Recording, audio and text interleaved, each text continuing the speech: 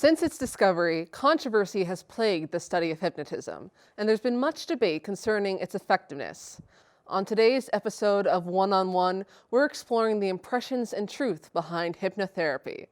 With us is Dr. Sarah Moussi, a board-certified trilingual hypnotherapist and neurolinguistic programming expert who runs the successful Neza Hypnosis Clinic in Boston, Massachusetts, where she uses her knowledge to help people overcome a variety of struggles.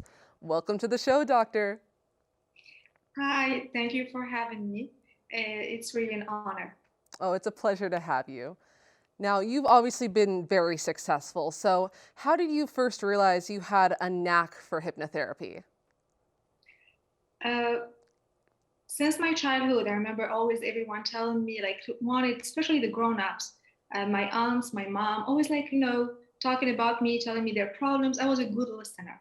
Now, I was not given any advice at that age, but I just like the fact that I was listening, it made them feel good. As I grew up, I chose a field in actually pharmacy, Hmm. and I was doing really well. Till one day I asked myself about certain diseases, like autoimmune diseases, allergies. Um, what makes our body one day wake up and then act differently?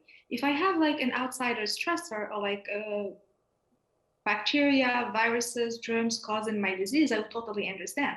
But my body one day deciding to act differently, what is the root cause? So as I was doing more research, I thought about like there is an emotional cause. There's always a psychosomatic effect somehow linked to those diseases. So going in this field, I end up finding hypnosis. I tried it on myself, give me like wonderful result, and I said I can help with that. So from there, how did you go about starting your practice? I was doing it because I was loving what I was doing. And since like, I has had a lot of success stories, people were like sending me more and more like of their families, friends, and there was like, slowly turning it into like full-time practice. So I ended up finding myself doing it full-time. And are there any of your colleagues or even your friends and family, are any of them skeptical? My family was very supportive. My friends needed to try it.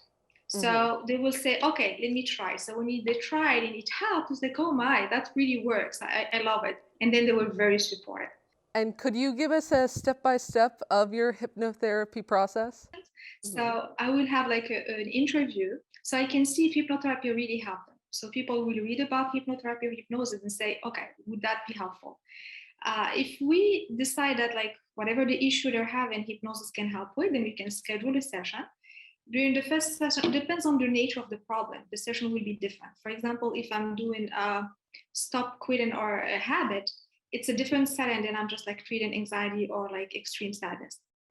I'll give you an example of an anxiety, for example. So anxiety is a learned behavior to cope with stressful situation. It's not a disease, it's something we do, we're not.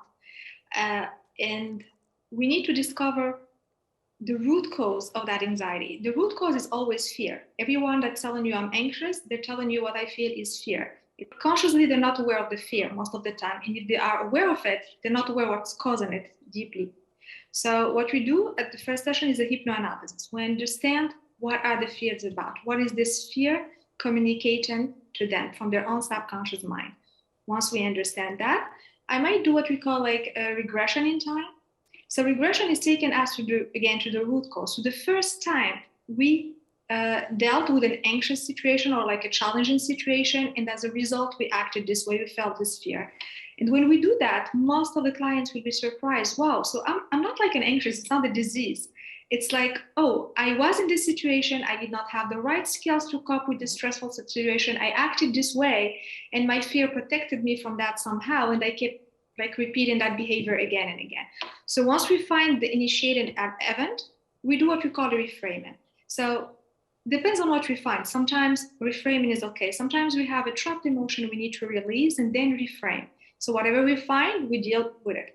And we do it like in a teamwork. You're not completely absent during the hypnosis session. Your conscious mind is there because Hmm. your conscious mind is somehow your wisdom, is that rational part of you. And Hmm. we help that rational part reach to that belief system and reprogram it. And as we go like that with time, we move from just reprogramming to the subconscious by releasing the old program to add a new program. That means teaching the subconscious, adding to our belief systems new way to cope with stressful situations. And we keep reinforcing it till it becomes like, the new you. Like just when you drive a car, you do it automatically. That's the same thing. I was also wondering, are there any downsides to being treated with hypnotherapy? Absolutely not. So far been doing it, like people say, would I wake up after that? Will I lose control? All those are myths. So because hypnotherapy is just the use of hypnosis to create like a healing or change in your life. So basically it just gives you more power. There is in no way like any harm in it. I always tell my clients, I promise you it's going to be like a very relaxing experience, the most relaxing experience you have. And they all wake up after the session and say, wow, that was really relaxing. So we've discussed skepticism. What would you say to the naysayers who think hypnosis is a mentally invasive practice? In that case, I explain to them, you're not giving me any control. I am guiding you to gain control over yourself. So you are doing the work. I like to think about it like if you or the person being hypnotized is a driver. Their body, their subconscious mind is their own car. I'm the GPS. Now you can follow the GPS or you choose to not follow the GPS if you don't want to. So I guide them, but I don't do the work for them. Mm-hmm. So people are usually afraid, oh, she's programming and putting everything in me, or like the problem you just exposed. But it's far away from the truth because I am not giving you a suggestion. I'm just like not putting you asleep and telling you what you have to do. I am just putting you in a situation where your conscious awareness is really relaxed and you're accessing other part of your brain that usually you don't access. So when we are awake, we are using only consciously 10 to 12% of our brain. And usually we think we control our behavior to our willpower. Willpower is just 10 to 12% of our brain. So that's why people will say, that's it, I'm decided to go to gym, I'm going to lose that weight, they're going to do it for a week, then the old behavior is going to kick in again. What I am doing basically under hypnosis is allowing you to access those parts of your brains that you're not accessing in a normal day. That gives you more power. So if you were controlling 10 or 12% of your brain when you're awake, under hypnosis, you reach 100% of your brain. So imagine the power you have. And you are, of course, the wisdom. So you're doing the guidance. I'm just like following you the way, like showing you the way. Mm-hmm. So one last question. Sure. So for the people that are considering hypnotherapy but are still a little bit on the fence, what would your recommended next steps be for them? Try it. As simple as that. I mean, if you really want to heal it and you've tried different things and things are not working for you, there's nothing broken with you. There's nothing abnormal. People will say, I've tried everything. I did my best. I've been in therapy for 10 years. I always say, simply, you don't have the right skills. You don't have the right tool.